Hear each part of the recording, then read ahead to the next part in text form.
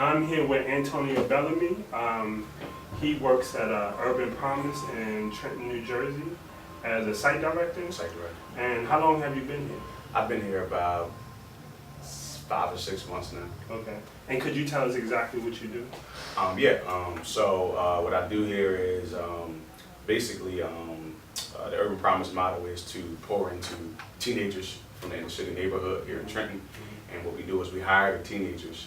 It's an after-school program, and we hire them to basically run the after-school program. They are employees, and we pour into them spiritually, academically, and professionally, and then they duplicate that process, so to speak, to the school-age children. And that. Any problem here in Trenton? Yeah, man,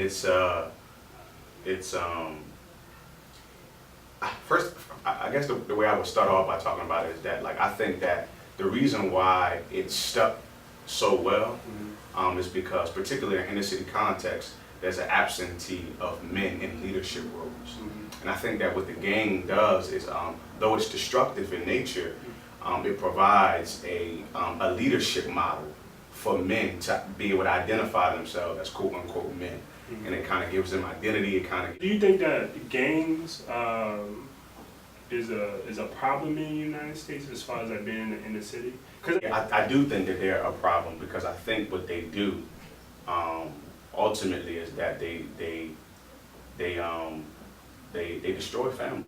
So how, if you were a part of a gang initiative for like the whole United States, hypothetically speaking, what type of things would you do to help to, maybe we can't like completely do away with gangs, but how can we get in and help to change cities and help to address the issues with gangs?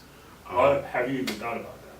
Well, I have in many ways, and I in no way pretend to have all the answers to this subject.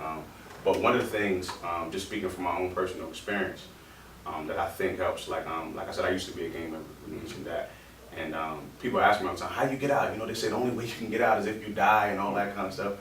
And I'm like, well, part of that answer is very simple. When what I believe changed, my behavior changed. And I think that when we look at, the behavior patterns of people who are violent and angry, which is typical for inner city black males in particular.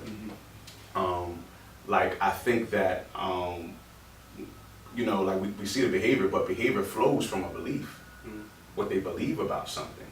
And I think that here's where Christianity has a wonderful opportunity and a task in these inner city neighborhoods, because it's the gospel. It's the essence of the gospel. What the gospel does is it changes what you believe and it changes how you behave.